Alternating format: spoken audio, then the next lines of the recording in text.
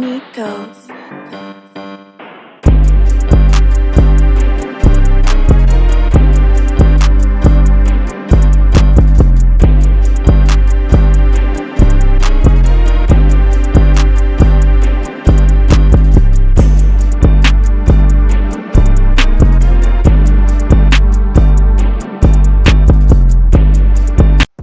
Hello everyone, how are you doing today? Today is time to talk about Gotham Knights. I know I haven't done much conversation about Gotham Knights, so today I plan to rectify that and give you my honest opinion about this game. If you haven't already hit the like button, please hit the like on this video, and if you haven't subscribed to the channel, please do not forget to subscribe to the channel on your way out. Now let's get right into the video. Recently there's been plenty of footage about the villains, and even a Harley Quinn boss fight. Gotham Knights is a game that's releasing in a little over a month from the day of recording this, and it has a lot of people interested. Me personally, I am finally on board after watching the recent villains release trailer and watching the recent fight. Now, I'm not over the moon about this game. This game has a lot of upside, and I think it's going to be very fun. It's going to be a really fun singular experience. Not like the Arkham games, but it's swinging definitely in the direction of Spider-Man.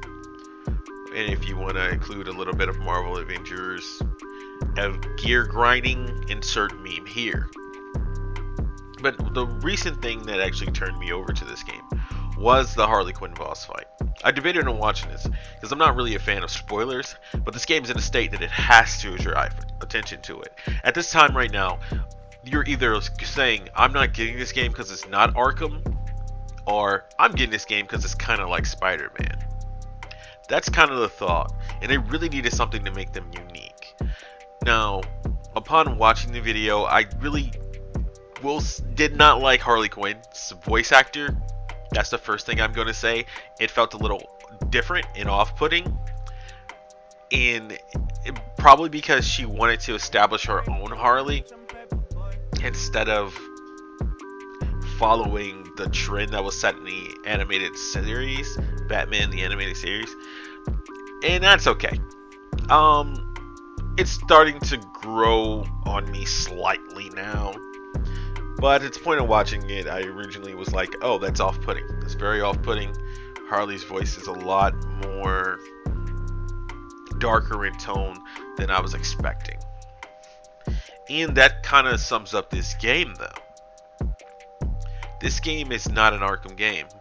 I mean, she references Blackgate in this, and we do know the studio that made Batman Arkham Origins also made Batman Arkham Origins Blackgate, so I'm assuming this is a weird ass continuation of that, but that those games were a weird ass spin off of the Arkham games. I don't really understand it myself, but she made a reference to that.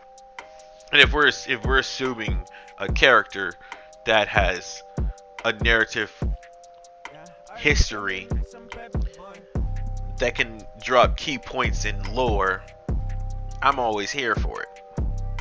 Being a fan of the series, and I mean Arkham Origins as well. Being a fan of the series, I was really excited to see where this game was going to go. And originally they released something that was really good in alpha, and once the game came to beta, and once we started to get a more understanding of it, the game looked kind of vanilla.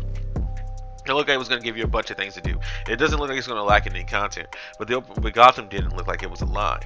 But now, seeing how the single-player campaign is going to play out with these boss fights, with these cooperative boss fights, or these one-on-one boss fights, and it's going to be this story-driven narrative, I do think this game is now going to give me something that I like in my games, which is a really good campaign in my action-adventure games.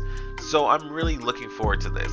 The open world RPG elements looks like it's going to go by the wayside, or it's just going to introduce you into these biomes that are going to be the areas where we go for our campaign. It looks like every time we go to interact with a boss, we're going into an area. It's going to take us into an area, which is fine, because that's kind of how it should be in these kind of games. And I'm okay with that. A big condition over the years of playing games to know that that's actually a okay thing. So why should you get on board? That's probably at the point in this video where your question is having. And as I sit here and type out this script and work a complex narrative of how to get you on board, honestly, I can't come up with something. Because that's not how this game is going to be for a lot of people. This game is drawing this line in the sand where either you're in or you're out at this point. They've shown us costumes, they've shown us traversals, they've shown us the skill tree, they've shown us a whole ass boss fight. Just to say, this is what this game is. Please go into expecting what this game is, and do not, and I mean this, do not come in here with the identity of thinking this game is something totally different. And I like that transparency from a studio. I really do. They like this. The studio is really going out of its way to make sure that we're not being tricked. There's no malice here. And if that doesn't already, if you're not already watching this video, shaking your head, nodding your fists, going, I can't wait to play this because of that reasoning alone, then this game isn't for you, and then that's okay. And you should probably steer clear from it, because this game's not going to win you over.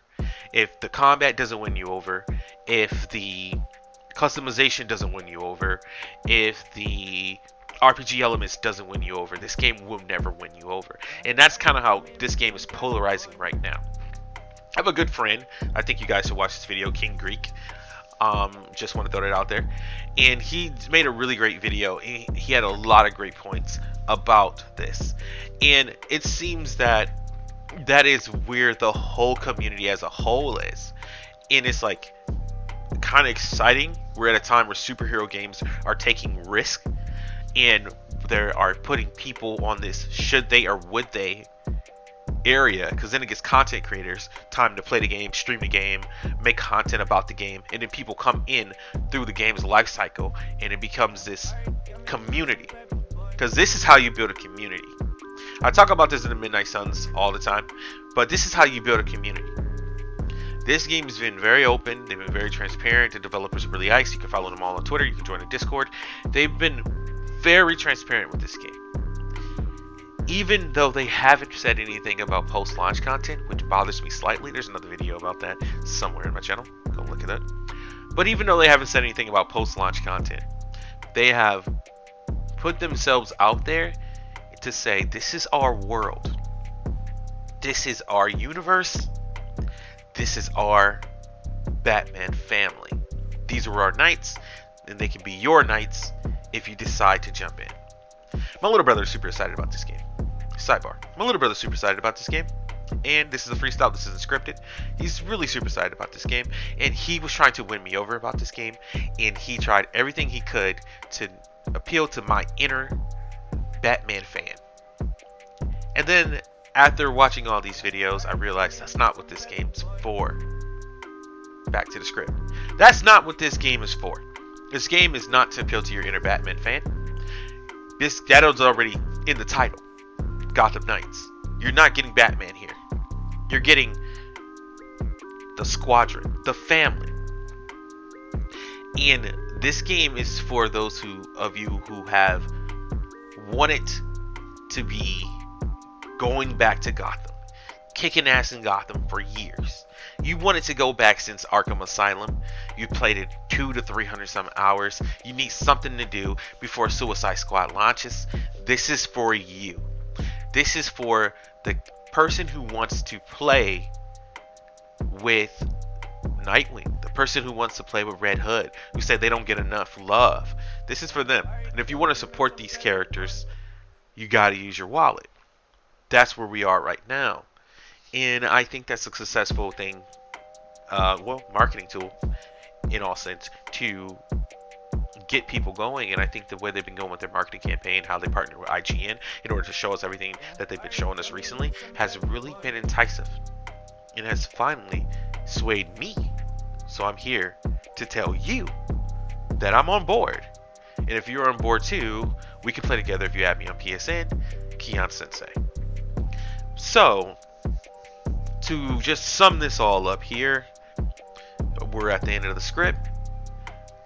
my overall feeling about this is that this game will not be spectacular. It will not blow you away. This game is not going to be a 10 out of 10. We are not going to be sitting here looking at this game fondly 20 years from now saying, you know what, god damn it, that was the best goddamn Batman game I've ever played without Batman.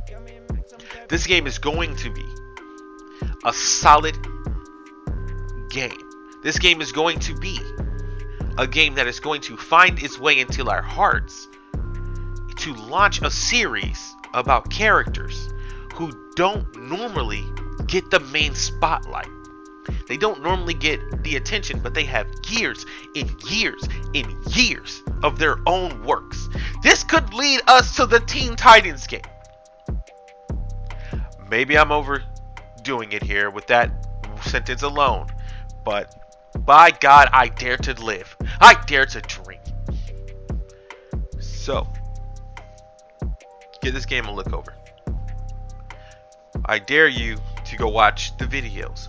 Go through the Gotham Knights YouTube, go through the Gotham Knights Twitter, and just give yourself time to make a real decision.